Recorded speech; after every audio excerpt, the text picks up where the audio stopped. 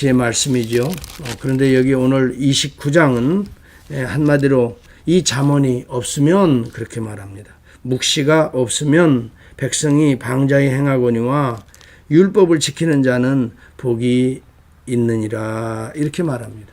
묵시가 없으면, 여러분이 묵시가 없으면 하나님의 말씀, 하나님의 계시, 오늘 이 잠언, 이것이 우리 안에 정말 확실한 뼈대가 되지 아니하면 우리의 삶이 방자하게 행한다 이렇게 말합니다.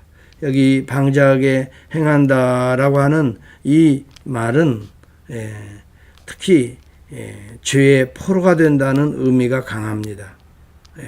방자히 행한다, 포로가 된다, 세상의 포로가 된다, 또 우리 물질의 노예가 된다, 방자히 행한다. 그래서 이 방자히 행한다는 말 가운데는 포로가 된다. 방자히 행하는 그 대상의 포로가 되는 것이에요. 그래서 여러분, 묵시를 우리가 품어야 돼요. 묵시를 우리 마음에 묶어야 돼요. 그래서 너희는 여호와 이스라엘은 들으라 이렇게 말해요. 우리 주님께서 우리한테 들으라 자꾸 강조하는 거예요. 이것을 내 손목에 매어 기호로 삼고 내 미간에 붙이라. 집 문설주에 붙이고 천정에도 붙이고 누워서 잘 때에도 묵시를 보라. 그래서 매 순간 묵시를 품지 아니하면 우리 자신이 또 백성이, 우리의 가정이, 우리의 교인들이 방자히 행할 수밖에 없다. 죄의 노예가 될 수밖에 없다.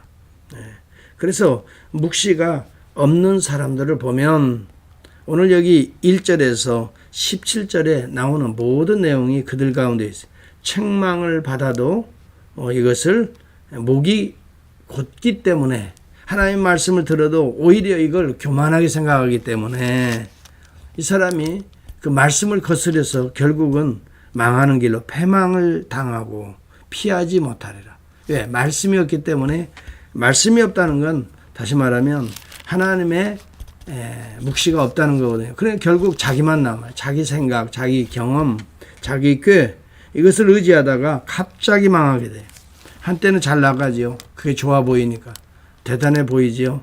그러나 묵시가 없는 자는 갑자기 망하게 된다. 목이 곧기 때문에 그렇다. 여러분, 목이 곧은 자하고는 소통이 되지 않습니다. 불통이 되는 것입니다. 아무리 말을 해도 소통이 되지 않는 거죠. 불통입니다. 막혀 있는 겁니다. 여러분, 책망은 누가 합니까? 오늘 주님이 하시는 것입니다. 우리 자신에게. 그래서 여러분, 교회에서도 하나님의 말씀을 가르친다는 것은 곧 그 말씀을 통해서 우리 자신을 책망하는 거예요. 우리가 그릇된 길로 가는 자들을 돌이키는 거예요. 그러나 이것을 교만한 자들은 듣지 않아요.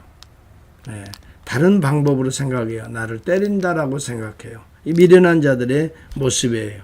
이러한 자들은 시험에 걸리기가 쉽죠. 그리고 또 두 번째는요, 묵시가 없는 사람은요, 하나님의 말씀을 경솔히 여기는 자들입니다. 율법을 경히 여기는 자입니다. 그래서 율법을 지키는 자가 복이 있는 것이고, 율법을 경히 여기는 자, 하나님의 말씀을 경히 여기는 자는 어떻게 해요? 묵시가 없는 자예요. 그 자신을 세상에 묶어가는 거예요. 죄의 포로로 묶어가는 거예요.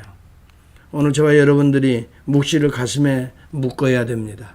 하나님의 말씀을 묶어야 됩니다. 겸손을 묶어야 됩니다. 지혜를 묶어야 되는 것입니다. 그럴 때 아비를 즐겁게 하고, 여러분, 또 그렇게 묶는 백성이 많은 나라는 행복한 나라가 되는 것입니다. 그러나 여러분, 묵시가 없으면 아첨하는 입술들이 또 많아집니다. 자기의 아첨이라고 하는 것은 궁극적으로 그 사람을 높이는 거 아닙니다. 은근히 목표가 자기 자신을 높이기 위해서 상대방을 이용하는 것, 이것이 아첨입니다. 여러분, 그렇기 때문에 우리는 여호와의 말씀으로 묶을 때에 오늘 우리는 경히 행할 수 없습니다. 여러분, 하나님의 말씀을 경히 여기는 자, 성경의 대표적으로 롯의 사위들입니다. 소돔과 고모라가 망하기 전에 하나님께서는 여호와 사자를 보냈습니다. 롯의 가정에 보내어서 그들을 구원하려고 그랬는데 그 롯의 사위들이 이렇게 청천 이런 참 푸른 하늘 밑에 우리가 즐겁고 행복하게 사는 것 같은데 무슨 벼락과 같은 소리냐, 청천 벼락과 같은 소리냐, 오히려 웃으면서 농담으로 여겼다고 창세기 19장 14절에 말합니다. 그들은 하늘의 불을 받을 수밖에, 갑자기 망할 수밖에 없었어요. 롯의 처에게도 이야기를 분명하게 전해 뒤를 보지 말라 그랬어요. 그런데 망령되이 불타는 아까운 자기의 재물과 쌓아놓은 은금들을 또 그것에서 누렸던 쾌락과 향락을 다시 향수하며 뒤를 돌아다보다가 그는 망해버리고 맙니다. 소금 기둥이 됩니다. 누가복음 17장 32절 우리 주님이 롯의 처를 생각하라라고 경계하고 또 제자들을 경고하고 있었던 것입니다. 여러분, 우리는 참으로 말씀을 들을 때에, 설교를 들을 때에 항상 의인이 나를 칠지라도 은혜로 여기는 겸손한 마음, 책망할지라도 머리에 기름과 같이 여겨서 내가 이를 거절하지, 내 마음이 거절하지 아니하였으며, 시편 기자 141편에 이 시편 기자는 5절에 분명하게 겸손한 모습을 보여주고 있습니다. 교회도 보면 성장하고 정말 존경이 가는 분들은 참으로 특징이, 겸손한 특징이 있습니다. 겸손하다는 것은 항상 남의 말에 귀를 기울일 줄 알고 또 자신이 신중하게 말할 줄을 알고, 더 중요한 것은 하나님의 말씀을 가슴에서 자꾸 지키려고 순종하고, 여러분, 그래서 이 말씀, 하나님의 말씀을 머리로 알고 기내 아니네 따지는 것이 아니라 하나님의 말씀을 그대로 내 자신에게 순종해 보려고 정말 겸손한 마음으로, 그러니 누구에 대한 이야기를 할 여가와 시간도 없지요. 하나님의 말씀을 내가 정말 겸손히, 오늘도 다 순종하지 못해서 미안하고 말씀대로 나가지 못하게 하는 타락한 나의 자아의 모습들을 보면서 안타까워하고 괴로워하는 이런 모습이지요. 여러분, 채찍과 꾸지람이 지혜를 준다고 15절에 말합니다. 하나님의 말씀을 잘 채찍으로 받아들이고 꾸지람으로 잘 받아들이면 지혜를 주는 것입니다. 저는 이 잠언을 통해서 한 절 한 절의 말씀들이 다 지혜의 말씀이고, 중요한 것은 지혜의 원천 되신 그리스도의 모습이라 이 말이에요. 피 흘리기를 좋아하는 자는 온전한 자를 미워하고, 여러분, 바리새인들과 예수 그리스도의 모습을 비교해 보십시오. 바리새인들은 정말 피 흘리기를 좋아했어요. 그러나 그렇기 때문에 온전하신 우리 주님을 어떻게 미워했어요? 정직한 자의 생명을 찾았던 것입니다. 오늘 10절의 말씀이 그리스도 안에서 이루어지고 있는 것을 보고 있지 않아요? 오늘 우리는 참으로 중요하게 생각해야 될 것이 이 묵시를 버리지 말라. 오히려 묵시를 우리 몸에 묶어라. 내 마음에 묶고 내 감정으로 묵시로 묶으세요. 말씀을 묶으세요. 그런데 이제 두 번째 우리가 생각할 건 이 묵시가 뭐냐? 여러분, 영어 성경에 보면 여기 ESV 제가 보는 성경에 보면은 NIV는 어떻게 됐는지 아직 제가 확인을 못했는데요. Prophetic Vision이라고 되어 있어요. 예언적 비전이라 이 말이에요. 단순히 우리의 꿈이 이루어지는 것이 아니에요. 우리의 꿈이 묵시가 아니에요. 하나님이 예언적으로 말씀하신 이루어질 말씀들을 Prophetic Vision이라고 말하는 거고, 이것을 묵시라고 하는 거예요. 여러분, 구약의 대표적인 묵시가 다니엘서입니다. 앞으로 이루어질 하나님의 나라의 비전들을 잘 얘기해 줬습니다. 여러분, 그래서 구약의 계시록이 다니엘서라고 말해요. 여러분, 요한의 계시록이 요한 계시록, 이것을 특별한 묵시로 앞으로 이루어질 일들에 대해서 이야기하고 있는데, 구약에 저는 다니엘서만 그런 게 아니에요. 전반적인 모든 구약의 성경이 요한복음 5장 30절의 말씀처럼 너희가 영생을 얻기 위하여 성경을 묵상하거니와 그건 나에 대해서 프로페릭 비전이었다 이 말입니다. 나에 대한 예언이었다. 여러분, 그렇기 때문에 잠언서를 통해서도 그리스도에 대한 예언을 말해주고 있는 거예요. 오늘 단순한 윤리가 아니라고 제가 누누이 강조하고 있어요. 여러분, 윤리적인 인간이 되려고 하지 마세요. 그렇게 될 수도 없거니와 된다고 한들 윤리적인 이 평가의 기준이 상당히 상황에 따라 달라지는 겁니다. 지역에 따라 달라지고 시대에 따라 달라지는 겁니다. 기준이 없기 때문에 무엇이 진정한 참 윤리인지 모릅니다. 잣대가 있어야 되는 거지요. 이것을 저는 진리라고 말하는 겁니다. 진리는 여러분 시대에 따라 변경되는 게 아니에요. 여러분 지역에 따라 달라지는 것도 아니에요. 동양과 서양이 달라지는 게 아니에요. 그러나 윤리는 다르잖아요. 동양의 윤리와 서양의 윤리는 지금 다르잖아요. 그때의 윤리와 지금의 윤리는 다르잖아요. 그러나 진리는 그때나 지금이나 영원토록 변치 않는 그리스도인 것입니다. 아버지의 마음인 것입니다. 주님의 뜻인 것입니다. 주님이 이루신 이 대속적 진리인 것입니다. 십자가와 부활의 진리요, 생명의 진리입니다. 온유와 겸손의 진리인 것입니다.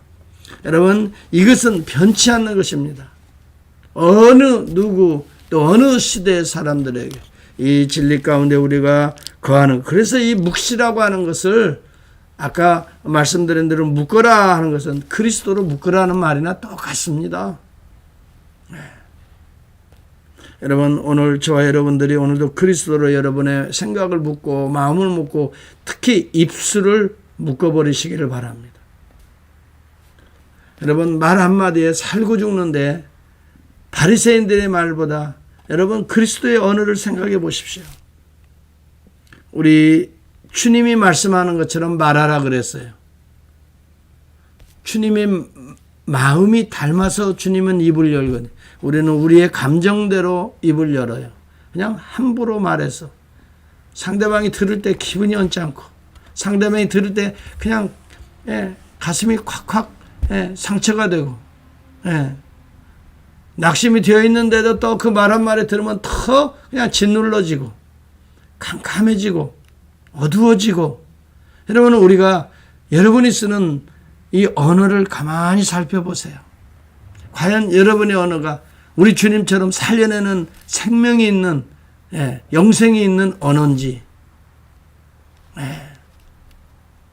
아니면 때리고 또 누르고 짓누르고 무시하고 억압하고 어큐즈하고 비난하고 아니면 조롱하고 아니면 이간질하고 아니면 은근히 디스하고 이런 언어인지. 우리는 예수 그리스도의 진리의 말씀을 우리가 입술에서도 묻고 머리에서 생각에서도 묻고, 그것을 사도 바울은 모든 철학과 이 세상의 문화 이것들을 다 그리스도에게 복종시키라 그랬어요. 그리스도에게 복종. 이 말은 뭐예요? 그리스도의 말씀으로 묶으라 이 말입니다. 말씀으로 평가하라 이 말이에요. 말씀으로 이 시대의 문화를 어떻게 해요? 읽어내고 또 해석해내고 그 말씀으로 어떻게 해요? 적용해 나가라. 우리는 너무 감사한 게요, 우리에게는 기준이 있다는 거예요. 오늘 이 시대는 기준이 없거든요. 대부분 묵시가 없는 사람들은 기준이 자기 자신의 생각이라고요. 자신의 감정이 또 기준이 되는 분들이 아주 많아요. 그래서 업앤다운이 삶에 보면 심해요. 어느 때는 그냥 좋지만 또 금세 또 이상하게 얼굴빛이 변하고. 여러분, 묵시가 있으면 그렇지 않죠. 진리의 기준이 딱 있기 때문에 우선 진리의 기준으로 내 자신을 살피잖아요. 매일 매순간 내 언어를 살피잖아요. 아, 이 말은 주님이 하시는 말일까 아니면 내 감정의 표현일까, 내 마음의 분노를 나타내는 것일까, 주님의 사랑을 말하는 것일까. 여러분, 우리가 사람 생각보다는 하나님을 의지해야 됩니다. 25절에도 보면 사람을 두려고 하면 올무에 걸리게 되거니와 여호와를 의지하는 자는 안전하게 되리라. 주권자에게 은혜를 구하는 자가 많으나 사람의 일의 작정은 여호와께로 말미암느니라. 참으로 우리 주님이 오늘 우리 인생에 소위 말하면 브루프린트를 가지고 계시거든요. 주님이 우리의 오늘 한날의 삶도 그려가실 거예요. 주님을 품은 자는 내 손으로, 내 마음, 내 감정으로 내 그림을 그리는 게 아니에요. 주님이 나를 통해서 그리시고자 하는 아름다운 하나님 나라의 그림을 오늘 우리의 삶의 발자취로 그려가실 때에 우리의 손길이 주님을 붙들고 주님이 그려가시는 쪽으로 함께 따라가야 아름다운 그림이 그려질 것이에요. 오늘 24시간이 오늘 시작되고 주어졌습니다. 주님이 우리 안에서 주님의 말씀이 나를 묶어서 오늘 주님이 그리시고자 하는 정말 아름답고 멋있는 작품을 또 한 날 남기시는